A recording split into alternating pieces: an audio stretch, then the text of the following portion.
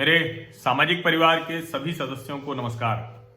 बिहार विधानसभा चुनावों की मैं चर्चा कर रहा हूं और लगातार एक एक सीट का राजनीतिक समीकरण मैं आपको बता रहा हूं, जिससे कि आपको आसानी हो ये समझ में आए कि आखिर जब नतीजे आएंगे, जब 28 तारीख को, 3 तारीख को और 7 तारीख को, यानी 28 अक्टूबर, 3 नवंबर और 7 नवंबर को जब पोलिंग हो रही होगी, तो आखिर किसके पक्ष में मतदान होता हुआ दिखेगा ज्यादा, या 10 नवंबर को जब नतीजे आएंगे तो आपको समझ में आना चाहिए कि आखिर ये नतीजा क्यों आया।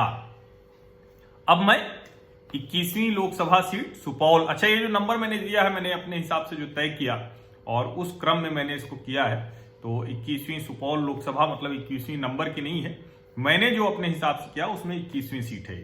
सभी 40 लोकसभा सीटों की मैं चर्चा करूंगा।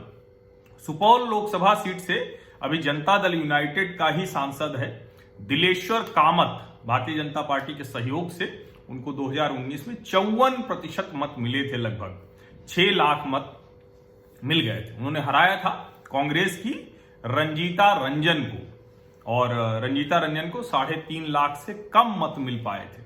सुपौल लोकसभा में 6 विधानसभा सीटें आती हैं, निर्मली, पिपरा, सुपौल, त्रिवेणीगंज, छातापुर और सिंहेश्वर।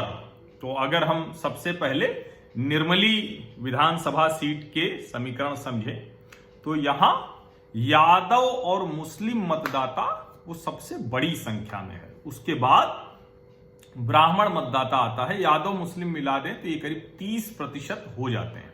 तो ऐसे तो राष्ट्रीय जनता दल की बड़ी मजबूत सीट ये दिखती है, लेकिन कई जगह एक चीज और, मैं जब मैं अलग अलग विधानसभा सीटों का अनुमान लगा रहा हूं, उसको देख रहा हूं, तो कई सीटों पर जहां यादव मतदाता अच्छी खासी संख्या में हैं, वो भी राष्ट्रीय जनता दल को पूरी तरह से वोट नहीं करते हैं।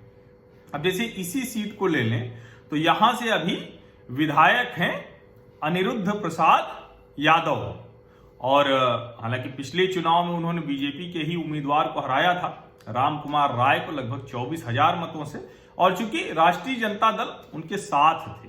लेकिन अब जो मुकाबला है वो जनता दल यूनाइटेड के अनिरुद्ध प्रसाद यादव, राष्ट्रीय जनता दल के यदुवंश कुमार यादव, लोक जनशक्ति से गौतम कुमार हैं, और राष्ट्रीय लोक समता पार्टी उपेंद्र कुशवाहा वाली पार्टी से अर्जुन प्रसाद मेहता। 7 नवंबर को मतदान होना है। राष्ट्रीय जनता दल की स्थिति इस सीट पर ज्यादा मजबूत दिख रही है।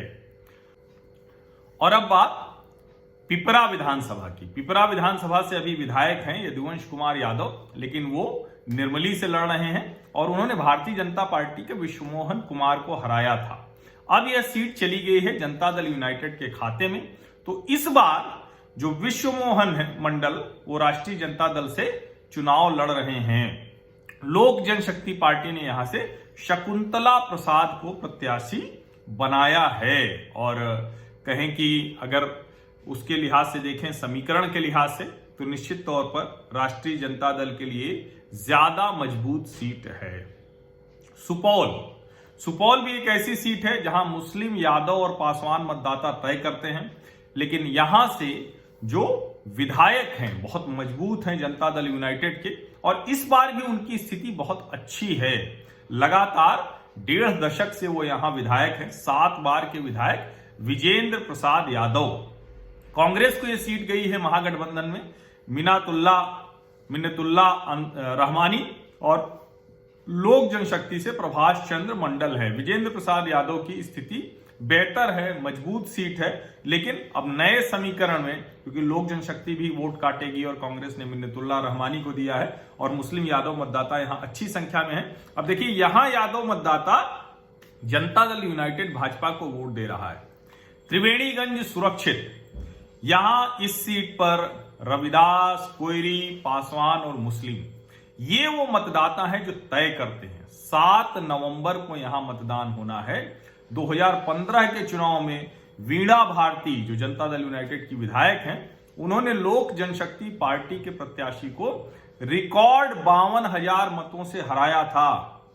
लगातार 4 बार से जदयू का कब्जा है, और इस बार भी जनता दल यूनाइटेड की स्थिति इस सीट पर बहुत अच्छी दिख रही है। लोक जनशक्ति ने रेणुलता भारती को खेल बिगाड़ने के लिए उतारा है, लेकिन वो बहुत सफल होती नहीं दिख रही। राष्ट्रीय जनता दल से संतोष सरदार होंगे। छातापुर एक ऐसी विधानसभा जहां पे 3 जातीय समूह और 3 जाति में मुस्लिमों में तो अलग अलग 2 जातीय समूह और मुस्लिमों में भी खैर अलग अलग होते हैं, वो अलग अलग वोट करते हैं।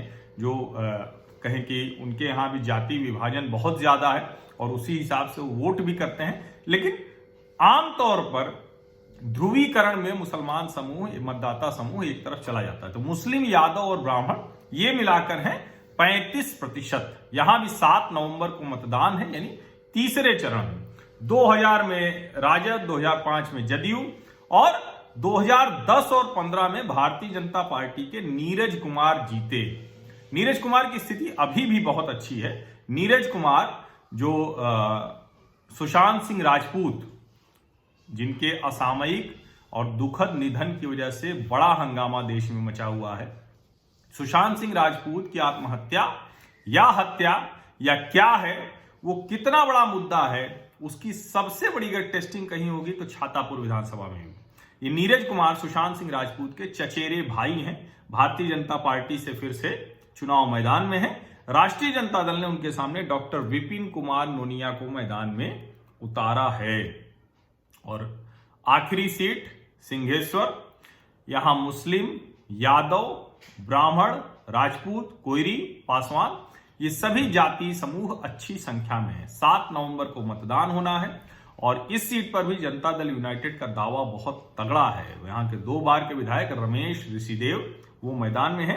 राष्ट्रीय जनता दल ने चंद्रहास चौपाल को उनका विजय रथ रोकने के लिए उतारा है, लेकिन मुश्किल दिख रहा है।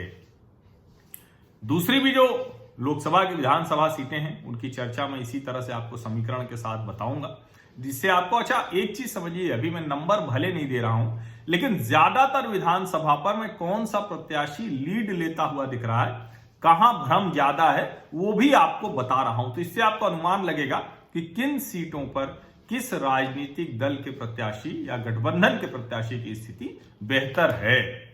तो आप लोगों को अगर लगता है कि ये बिहार विधानसभा में दिलचस्पी जो लोग रखते हैं वो आपसे पूछते हैं, तो आप उनको ये वीडियोज भी बढ़ा सकते हैं। इसीलिए मैं कोशिश कर रहा हूं कि इन वीडियोज की लंबाई यानी लेंथ बहुत ज्यादा नहीं हो, इसीलिए 10 मिनट के आसपास का वीडियो ही बनाने की कोशिश कर रहा हूं, या उससे भी कम का। बहुत बहुत धन्यवाद आप सभी लोगों का। सब्सक्राइब जरूर कर लीजिए, नोटिफिकेशन वाली घंटी भी दबा दीजिए।